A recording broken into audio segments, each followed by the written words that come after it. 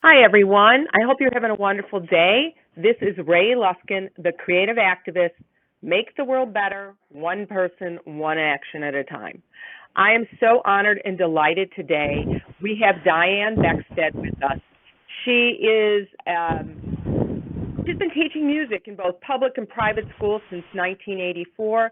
She currently teaches music to grades K through 8, does private piano lessons for 40 students, serves as a church musician, children's choir director, and the music director of a high school musical. She founded in 2008 Musicals for Change. Welcome, Diane. Thank you. I love what you're doing, and I'd love for you to start by telling people a little bit about your background and why you started doing Musicals for Change. And then Okay, sure. Well, as you said, I've been teaching music for a long time. I started writing music because I wasn't finding the things that I wanted to, or that I needed for certain performances, so I started writing. But actually, the idea for Musicals for Change was just partly inspired by this sounds ridiculous. I was at a candle party. I'm not a good party goer. You know, when people are invited to a party for to buy house decorations or candles right. and things like that. And I went to one of those, and I'm just not a good party goer. My friends know not to invite me anymore because I thought, you know, if I'm going to get a group of people together, I don't want it to be to buy candles or decorate my home. I want it to be something that would matter, something that would make a change.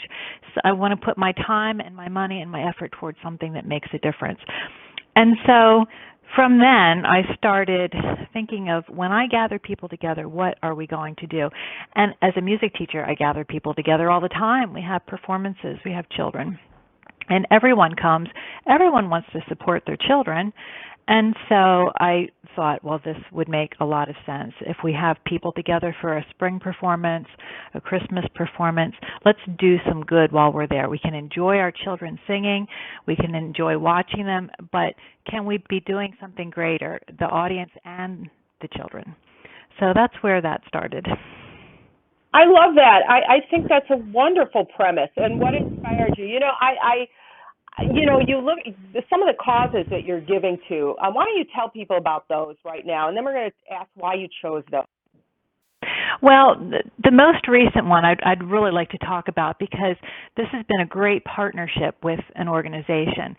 I am selling my most recent Christmas musical, which is called No Crib for a Bed.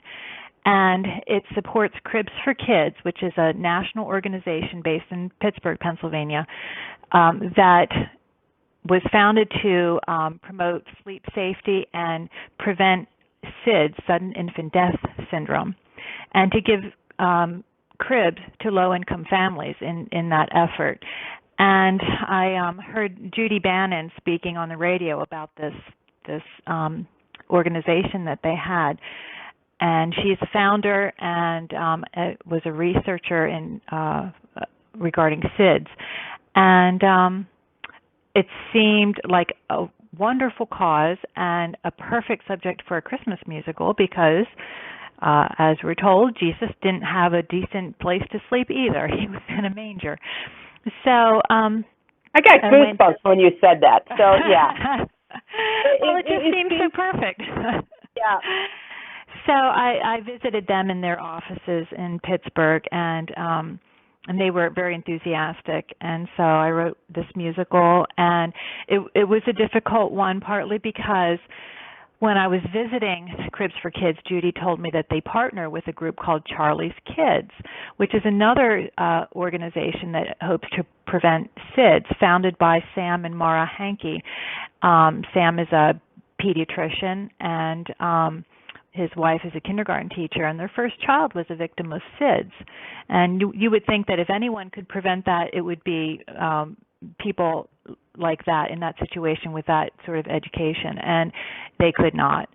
and partly because of the misinformation that's out there about how you should put an infant to sleep. So their child who was a victim of SIDS was named Charlie, and they started an organization called Charlie's Kids. So Judy told me about this partner organization, and I asked Charlie's Kids, I asked Sam and Mara if we could use Charlie's name in the musical, and we did. And the whole subject of SIDS and this child, it was a very powerful message for little children to be singing, to be acting, to be sharing with an audience. And so I was a little nervous about this, but the response was overwhelming from the audience. The kids were moved by it, a little scared at first about the idea of death of an infant, understandably, and we had to talk a lot about. And how old are the kids that are performing this? So let's backtrack a little bit. Well, they're kindergarten through 5th grade. And so they have siblings and younger siblings, and this idea is a little frightening to them. But at the same time, the families who need to hear this message about safe sleep, those are those families. They have young children. And so, how did you talk to the kids when you were preparing this? I mean, this is not normally a subject for kindergarten to talk about that. No, it's not. And quite honestly, it might be too young for some people to want to do. You might want to go a little bit older on it, but those are the kids who I have to work with.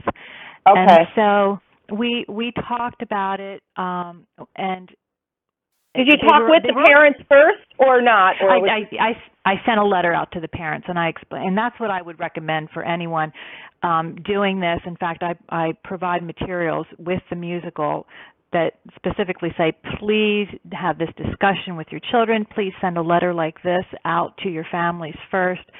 Do all of those things before you attempt to do this musical.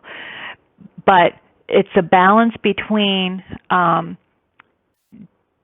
trying to, do a nice musical, a nice performance, but getting that a really, really important message out there, because you could save lives. You could save people so much, a terrible tragedy if you can just get this message out. So to the children, I said, this could happen. It's not likely, but this could happen. And I'm not telling you this to scare you. You need to know that this is how infants should be handled. We love them. We have to handle them very carefully. God loves you. God loves me. God loves these little children. And you'll be okay. We just need to remember that there are good ways and bad ways to handle infants, and this is the way we should do this. And it went over very well. In fact, we after we performed the musical and the staff from Cribs for Kids came to see it, they asked us to perform again at their national convention in downtown Pittsburgh. So I took 150 children to a large hotel in Pittsburgh, and we restaged the whole thing for their national conference. Wow. And it was well received. And so that's No Crib for a Bed. That's the musical that I am now selling. But I've also done musicals that benefit Heifer Project International, that gives livestock to families in third world countries to try to improve their standard of living. And also Operation Christmas Child, which gives gifts to children around the world, shoebox gifts to children around the world at Christmas time. And and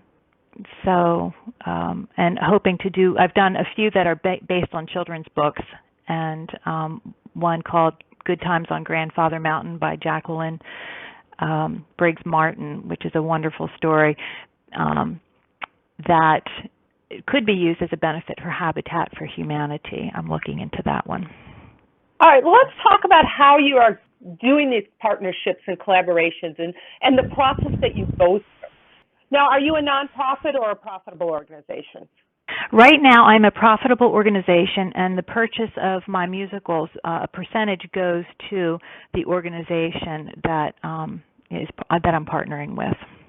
Okay, and so because that's really wonderful, because not everybody, a lot of people think they have to start a nonprofit to do good work in the world, and you're doing good work without that. So I love that. It's an interesting conversation. So let's talk a little bit more about how you engage partnerships and collaborations and things like that. Okay. Well, actually, I'm starting one right now. I said to my husband, I feel it's a little bit like jumping off a cliff when you call an organization, you say, I have this idea, I'd really like to work with you on this. And then they meet with you and you're expected to come up with something really clever and wonderful and that will benefit their organization, and also it would be a wonderful performance for my students. So I have the next one that I'm working on is for Souls for Souls down in Nashville, and they give shoes to people throughout the world. And they partner with some large corporations. I think Stride Right supports them. And have you talked to Tom's at all? Because Tom's is the big one for giving shoes. For every pair of shoes you buy, they give one free. No, I have not. That's possible. Tom. Yeah, Tom's. It's oh, okay. very big.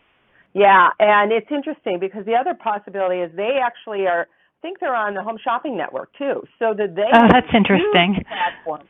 That there's all these connections and possibilities of how to get the word out there and partner with them. So I would definitely look into them because they are very big on that. That is their whole model is every pair of shoes you buy, we give one for free. That's really good.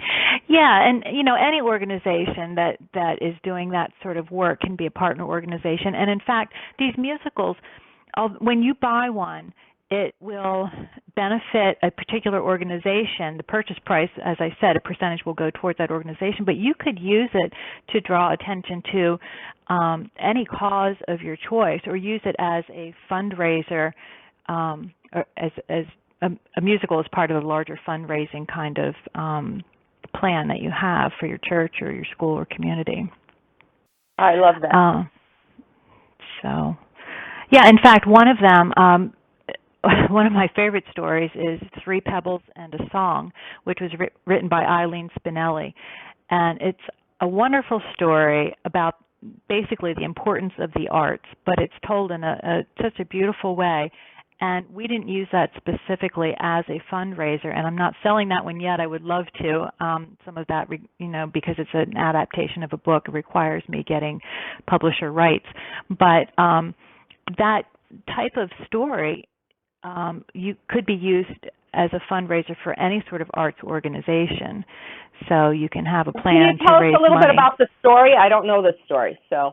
Oh, Three Pebbles and a Song is a story. It's an allegory. So it's told through mice, and there's a little mouse named Moses, and winter is coming, and his family tells him you have to go gather and collect and get ready for the winter. Winter's coming, and Moses is a little more interested in juggling nuts, or found some pebbles in a stream and was juggling those and dancing as he listened to the wind blow, and so he arrives home, and everyone is showing what they've collected, and they ask, well, what did you collect? And Moses says, well, I heard the wind singing, and I danced to it, and I juggled these pebbles, and of course it looks pretty lame to his parents and his family, and he's looked down upon for not having done anything, for being so lazy. But as the months go by and winter is set in and they're all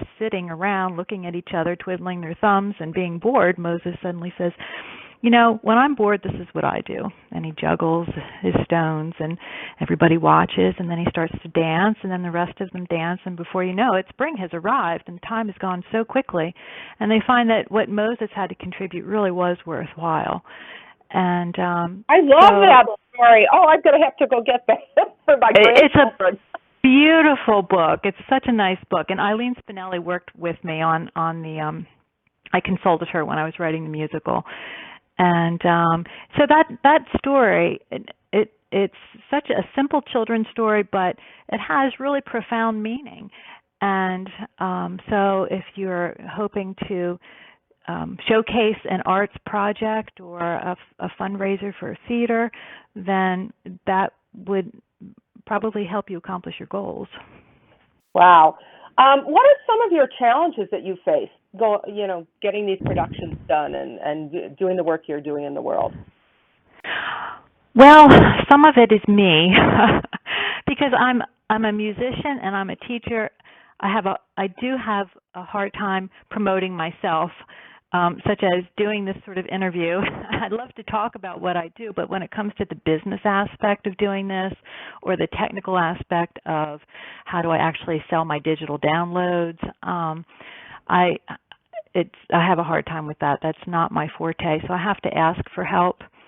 And so that's one of the challenges for me, is that promotion and trying to get the word out there and realizing that doesn't just benefit me, but this would really benefit so many people, and that's what keeps me going, despite my own hesitations. If you can focus on the word sales or service, then it'll be a whole lot easier. I like that. Sales or service. Yep, or selling a service, whatever the correct word for you. But that would be really helpful because people need to hear about the work you're doing in the world. You have this vision, you have this mission, and they need to hear about it. And I know myself, I've had the same challenges up until now, It's like, that's one of the reasons I put this creative activist together, and that my vision is to create and support artists like yourself who have a mission and a vision to do good in the world, and connect them and support them, because then there's those interactions and we can help each other. And there are other people who can say, hey, I know somebody who's great in marketing, they'll help you. But I love the concept, and this is where I've been going with my interviews, is to put together, let's say, 4 interviews together of 4 different people who are using music, and then put a study guide together so that community leaders can buy them, and then they can find out what other people are doing in that arena, and it can be by genre as well as by topic. So my passion is making the world safe for women and children. So I have a plethora of those interviews, because that's right. But if I could put those together, like, one of the women her name is Mary Bonnett, and she does plays on homelessness and sex trafficking and the Johns and all this kind of stuff, and she's created a curriculum for high school kids. And her dream is to get them into different communities, especially so you don't have to create the wheel again. So that's how I'm trying. I don't have all the pieces together. I'm thinking a membership site, that people can put their work out there, and then it is a cross-promotion kind of thing. We'll help each other out. That's sort of where I'm going with this. It's not all worked out yet, but those are my ideas, because I think this is how it's going to change the world. There is somebody else I want to connect you with. His name's Ross Holzman, and he's trying to put together a website that all different kinds of educational programs that are using the arts. And so I will make that connection later with you. So that'd be wonderful. I'm a connector. I think that is really one of my gifts. We need that. Right. And so when I had a conversation with him, his dream is to have this educational website where anybody who's doing work with kids and using the arts can be able to have this platform. So I will do that later. Please remind me. I forget sometimes. I'll remember. I need that. Okay. Now, I would like to have a little bit of a conversation about your own creative process.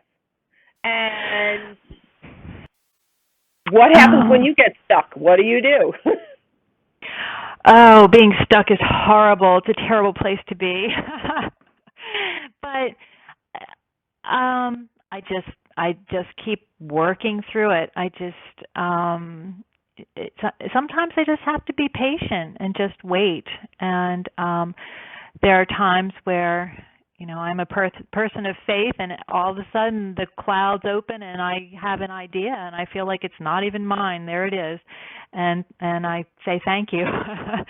But there are also times where I just struggle. And even when I come to a conclusion and I figure I have to put something down, I'm not always entirely pleased with everything I've written. Some things I like better than others, and sometimes you sort of just have to compromise and say, okay, this is as good as it's going to get right now. But let's back up a little bit. Okay, in these pieces, when you start writing, do you usually start with a story in mind or a charitable piece in mind, a connection?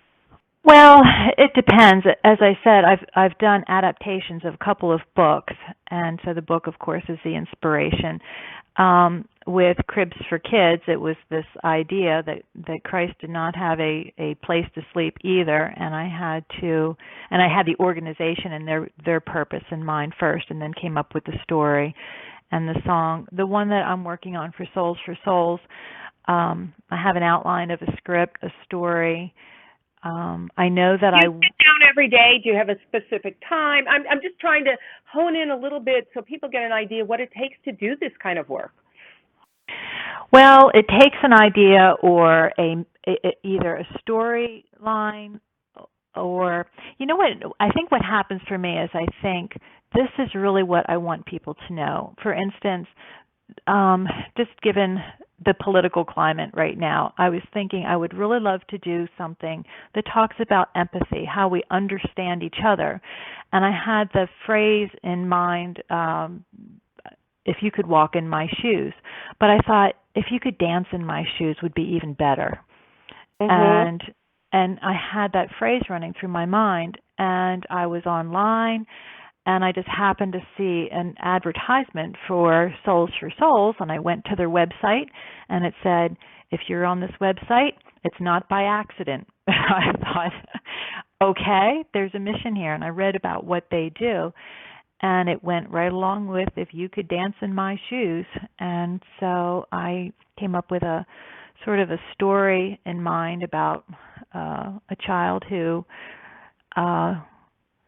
is a disadvantaged kind of a child, and I can't go into too many details because I don't have it Right. all fleshed out yet. But and then I've had some words that come to mind, such as the dancing. You know, if you could dance in my shoes, and melodies come to me. All right. You said you're a woman of prayer, of faith. Mm-hmm. So do you have a ritual that you start with? Do you start with prayer? Do you sit down at the computer every day or at the piano in this case? I don't know. I'm trying to understand that. And because I know when I work, I try and set up I'll light a candle and say a prayer. May I be a conduit of your ideas and that kind of thing. So I'm just curious about you and your personal process.